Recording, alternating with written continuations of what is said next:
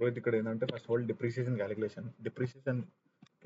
ఏంటంటే first of all నువ్వు క్వశ్చన్లో చెక్ చేయాల్సింది ఏంటంటే ఫస్ట్ ఏ క్వశ్చన్ అయినా సరే డిప్రిసియేషన్ క్యాలిక్యులేట్ చేసేటప్పుడు ఎట్లా చెక్ చేయాలి ఎట్లా చేయాలనేది అబ్జర్వ్ చేయాలి. ఫస్ట్ ఆఫ్ ఆల్ ఏంటంటే ఇప్పుడు ఇక్కడ ఉందనుకో example manufacturing sector. First of all question అనేది ఇండివిజువల్ కంపెనీ మనకు సంబంధం లేదు. అది మ్యానుఫ్యాక్చరింగ్ ఉందా అంటే నెక్స్ట్ నువ్వు చెక్ చేయాల్సింది నార్మల్ డిప్రిసియేషన్ వస్తుందా, అడిషనల్ డిప్రిసియేషన్ వస్తుందా. నార్మల్ డిప్రిసియేషన్ వస్తే 180 డేస్ వస్తుందా, లేకపోతే లెస్ దెన్ 180 డేస్ వస్తుందా, లేకపోతే మోర్ దెన్ 180 డేస్ వస్తుందా అని చెక్ చేసుకో. ఆ తర్వాత మోర్ దెన్ 180 డేస్ వస్తుందా అంటే 3rd October చెక్ చేసుకోవాలి. 3rd October కంటే ఆ రోజు ఉందా, లేకపోతే 3rd October ఉన్న ఆ రోజు ఉన్న 3rd October ఉందంటే 180 days, exact 180 days. 4th October ఉందంటే లెస్ దెన్ 180 డేస్. ఇక్కడ ఏంటంటే first of all depreciation format ఏంటంటే జస్ట్ ఆఫ్ ఆల్ ఇదేంటంటే ఇది న్యూ ప్లాంట్ డిఫరెంట్ డిప్రిసియేషన్ వస్తుంది. ఫస్ట్ ఆఫ్ ఆల్ ప్రతిదాన్ని చెక్ చేసుకోవాలి. నువ్వు చేసిన తర్వాత నెక్స్ట్ ఏంటంటే నువ్వు అన్ని ఇప్పుడు first of all computation of WDV మీద డిప్రిసియేషన్ క్యాలిక్యులేట్ చేస్తావు. ఫస్ట్ ఆఫ్ ఆల్ ఇది ఓపెనింగ్ డబ్ల్యూడివి దీని మీద డిప్రిసియేషన్ వస్తుంది. పర్చేజ్ మీద డిప్రిసియేషన్ వస్తుంది. ఫస్ట్ ఆఫ్ ఆల్ నువ్వు రేట్ అగ్రిగేట్ చేసుకోవాలి. ఇది 50% కేటగిరీ, 40% కేటగిరీ. ఇక్కడ opening WD plus purchases plus okay. ఇక్కడ మైనస్ క్లోజింగ్స్ లేదు. ఇది దీని మీద డిప్రిసియేషన్ వస్తుంది. 58 lakhs మీద క్లోజింగ్ డబ్ల్యూడి మీద డిప్రిసియేషన్ క్యాలిక్యులేట్ చేస్తావు. అంటే డబ్ల్యూడి మీద దీని మీద మళ్ళీ సగ్రిగేషన్ అనమాట.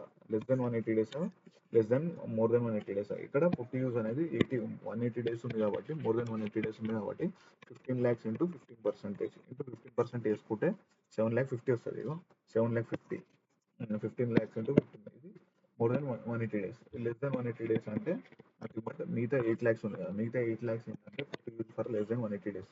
180 డేస్ అంటే 8 lakhs ఇంటూ 8 lakhs ఇంటూ 7.5 చేస్తే 60,000 వచ్చింది. ఇది జనరల్. అయితే ఇప్పుడు అడిషనల్ డిప్రిసియేషన్ దేని మీద క్యాలిక్యులేట్ చేస్తామంటే అడిషనల్ డిప్రిసియేషన్ డబ్ల్యూడి మీద కాదు. నార్మల్ డిప్రిసియేషన్ అనేది డబ్ల్యూడివి ఆఫ్ అసెట్స్ కింద క్యాలిక్యులేట్ చేస్తావు. కానీ అడిషనల్ డిప్రిసియేషన్ అనేది నువ్వు కాస్ట్ ఆఫ్ అసెట్ మీదనే క్యాలిక్యులేట్ చేయాలి. కాస్ట్ ఆఫ్ అసెట్ ఓకేనా. ఇప్పుడు 20 lakhs ఉంది. 20 lakhs మీద క్యాలిక్యులేట్ చేయాలి. ఇగో చూసుకో. ఫస్ట్ ఆల్ 20 lakhs ఉంది. అడిషనల్ డిప్రిసియేషన్ అనేది 20 lakhs. ఇది కూడా 8 lakhs. అంటే నథింగ్ బట్ అడిషనల్ డిప్రిసియేషన్ నార్మల్గా 20%.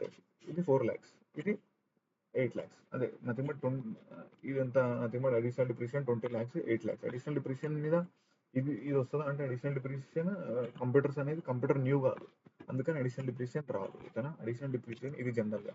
ఓకేనా. కాంపోజిషన్ అయింది ఇదంతా. ఇదో జనరల్ ఇదంతా provisions. Additional depreciation is allowable in all cases in case of new blended machinery acquired. Okay. తర్వాత next 20%. Additional depreciation is not allowed in case of any machinery, nothing but residential or తర్వాత any guest house. Additional depreciation not allowed in office premises అయితే additional depreciation రాదు.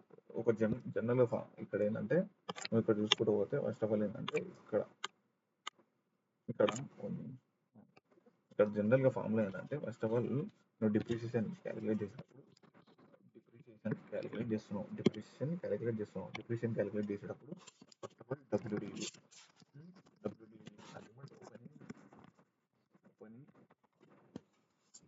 WDV opening WDV 100 ఉందనుకో plus purchases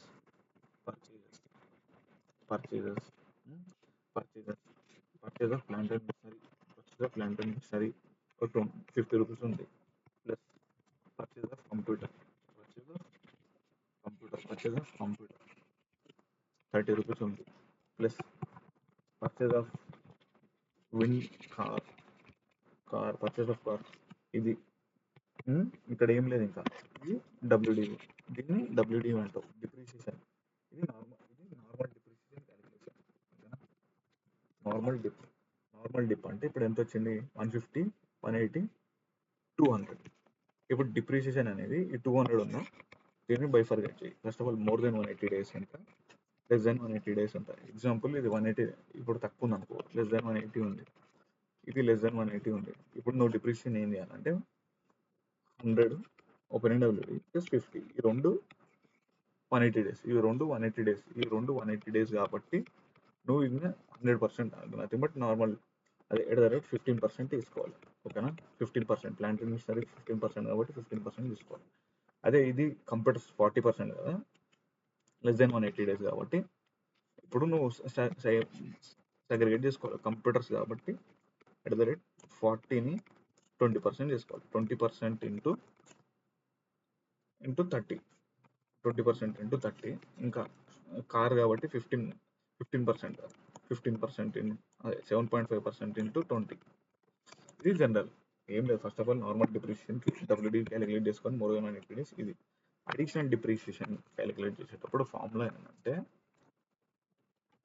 equal to cost of asset into 20% అంతే. ఓకేనా?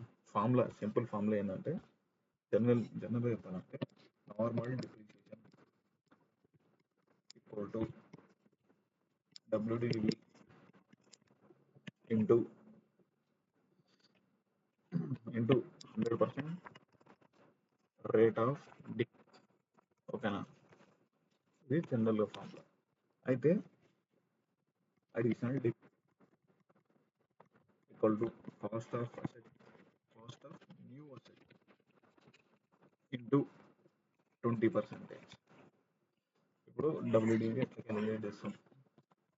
First of all opening WDV plus purchases